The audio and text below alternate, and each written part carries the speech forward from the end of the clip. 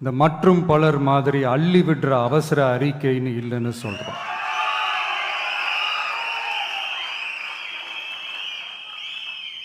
திமுகவும் மற்றும் பலரும் ஒண்ணுதான்னு நாம சொன்னோம் இல்லையா?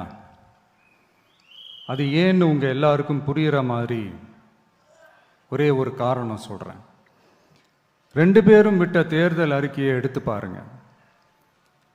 ஏதாவது 1-2 பாயிண்ட் கொஞ்சம் ஒரே மாதிரி இருந்தா பரவாயில்ல. ஆனா அவங்க என்ன பண்ணி இருக்காங்க தெரியுமா?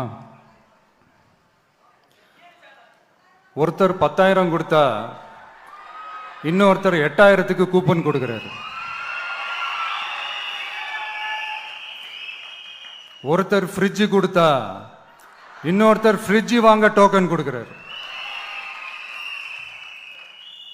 ரெண்டு பேருமே மீனவர்களுக்கு 12,000 ரூபாய் கொடுக்குறாங்க. ரெண்டு பேருமே பெண்களுக்கு 2,000 ரூபாய் கொடுக்குறாங்க. இப்படி ரெண்டு பேரும் ஒரே தேர்தல் அறிக்கையை பேரை மாத்தி கலரை மாத்தி தந்திருக்கிறாங்க. இவங்க ரெண்டு பேரும் வேற வேற இல்லை, ஒரு குடையின் கீழ் இருக்க கொள்கை கூட்டம்தான். ஆனா இந்த ரெண்டு ஊழல் கூட்டம் மாதிரியெல்லாம் நாம ஏமாத்தவே மாட்டோம். நமக்கு மக்கள் தான் முக்கியம், அவங்க மனசு தான் முக்கியம், அவங்க வாழ்க்கை தான் முக்கியம். என்னெல்லாம் செய்ய முடியுமோ, எதெல்லாம் பிராக்டிக்கலோ, எது பாசிபிளோ அதை மட்டும்தான் சொல்லி இருக்கிறோம். ஆட்சிக்கு வந்ததுக்கு அப்புறம் இதுல சொல்லாததையும் செய்வோம், அது வேற விஷயம்.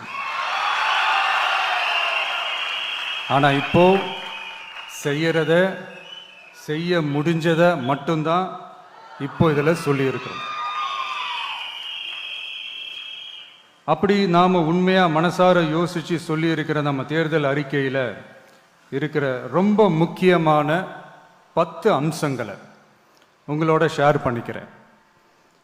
அதோட நம்மளோட விரிவான தேர்தல் அறிக்கையை நீங்களே படிச்சு தெரிஞ்சுக்கலாம்.